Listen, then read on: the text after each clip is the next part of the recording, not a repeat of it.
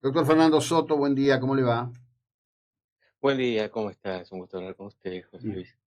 Bien, vengo siguiendo con mucha atención la forma en que el Banco Nacional de Datos Genéticos de Uruguay, con el trabajo impecable de una funcionaria que además incurrió en innovar al respecto de un software proveído en origen por el FBI, llevó adelante y logró identificar y que se lleve a condena al asesino de Lola Chonales. En ese predicamento y con ese criterio se está trabajando también ahora desde el Ministerio de Seguridad, ¿no? Sí, se presentó un proyecto de ley para ampliar el registro genético. El registro genético para la identificación criminal existe desde 2013, pero solamente lo es para delitos sexuales y solo para condenados. Esta es una enorme diferencia con el proyecto que ahora voy a explicar de qué se trata, Ujú. que estamos enviando, que es para todos los delitos y para todos los imputados, no solamente los condenados, como es en Uruguay justamente, pero también en Chile, Brasil, México, Canadá, Estados Unidos, Italia, Francia, Australia, etcétera. Es un sistema pero, excelente donde no se identifica a la gente solamente con la huella dactilar, sino con el rastro genético. Usted ahora que está hablando Mm. conmigo en su radio, está, me imagino, sentado, habrá tocado una lapicera, una virome, un café, un pocillo. Bueno, todos los objetos que están a su alrededor, José Luis, tienen su ADN. Porque ahora no hace falta para sacar un perfil genético tener una muestra de sangre, semen, Ujú. orina, sino basta con el ADN que se transfiere por contacto físico al tocar un objeto. Se llama ADN de contacto. Los procesadores que usan los laboratorios extraen y multiplican automáticamente en forma robotizada esas minúsculas Mm. partículas de ADN que se encuentran en la escena del hecho y determinan una huella genética. Y algo importante, esa huella genética no permite identificar a la persona por su sexo ni por Mm. su edad. No hay ningún dato personal de esa persona. Mm. Es como si mirásemos una huella dactilar, no el dedo de una persona, Mm. sino la huella que deja el dedo de una Mm. persona.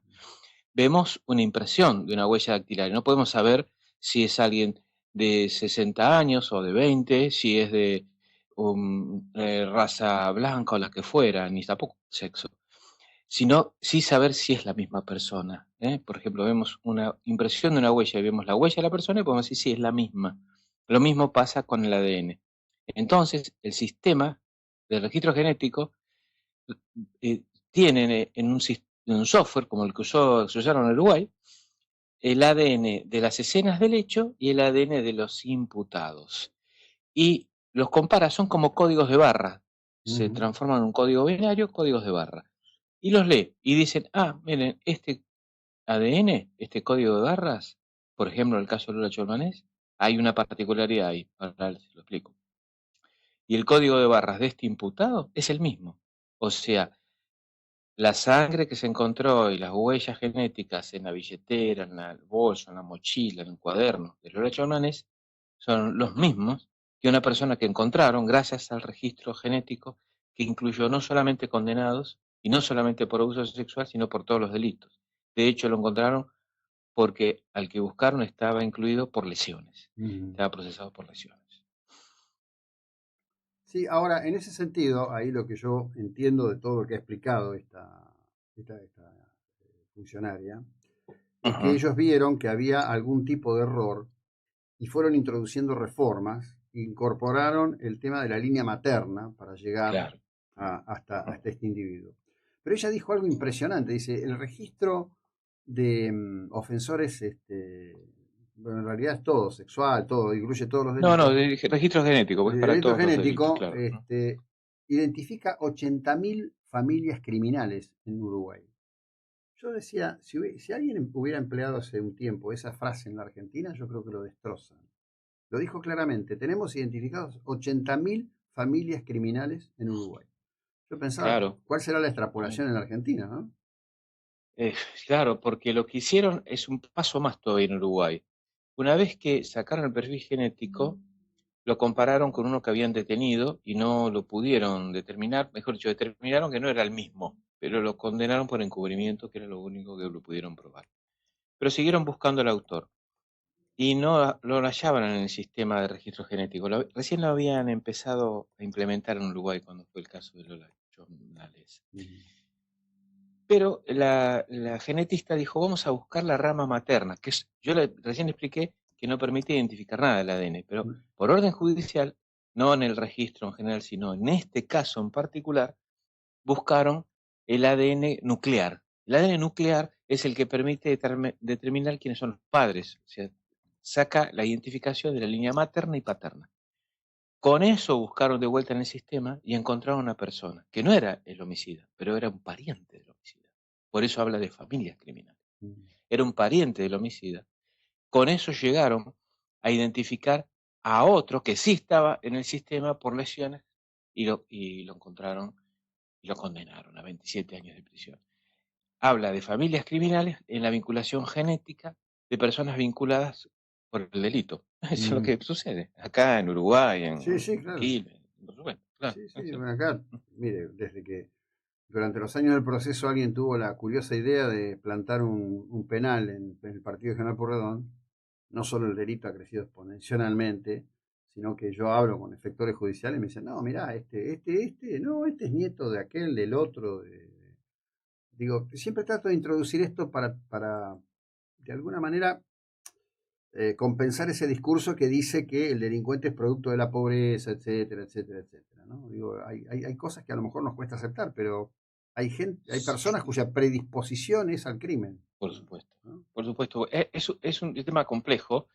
Por supuesto, también está la educación, lo económico, pero no es lo determinante. No es lo determinante. Porque si no, todos los que no tienen suficiente educación serían delincuentes. Me acuerdo de Carrizo, el conductor, no tenía la primaria, era una de las personas más cultas de Argentina.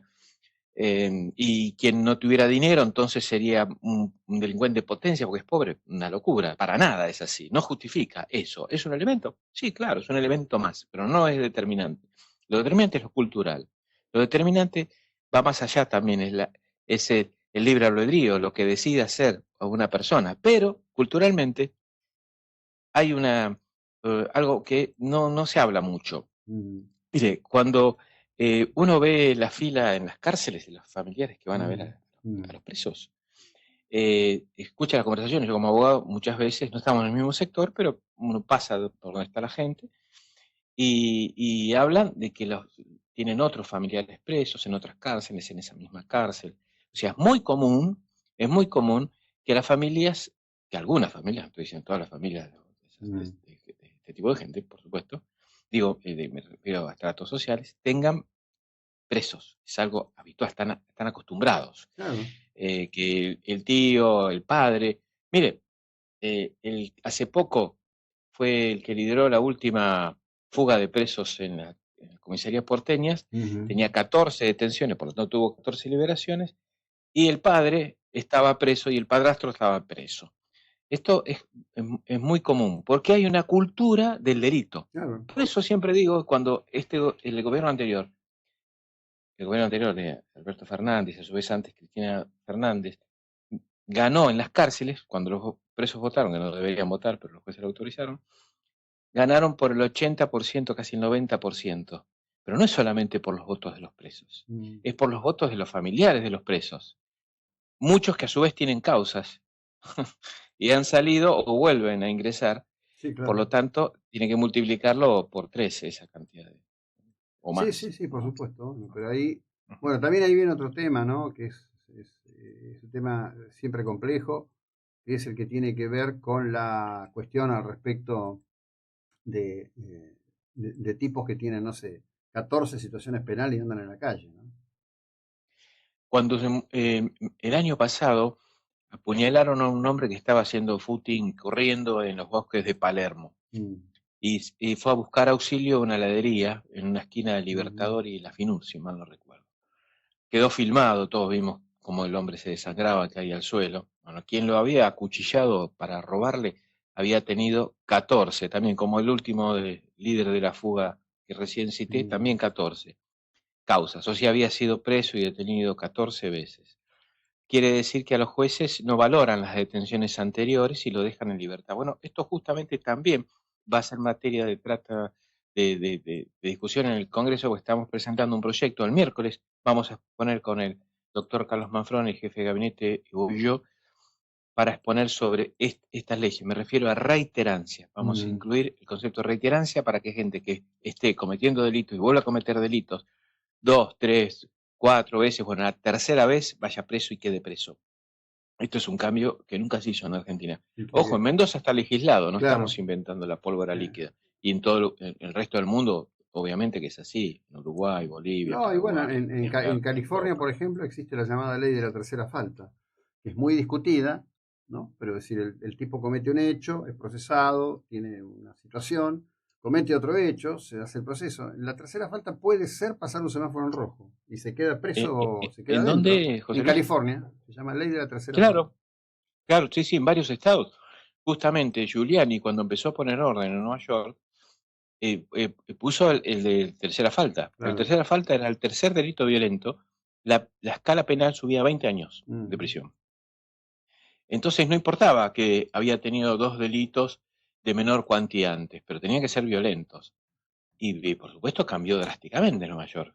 Obviamente, era un desastre. Acá nos dirían que somos fascistas, No, bueno. que queremos victimizar a la pobre gente que tiene que delinquir para vivir.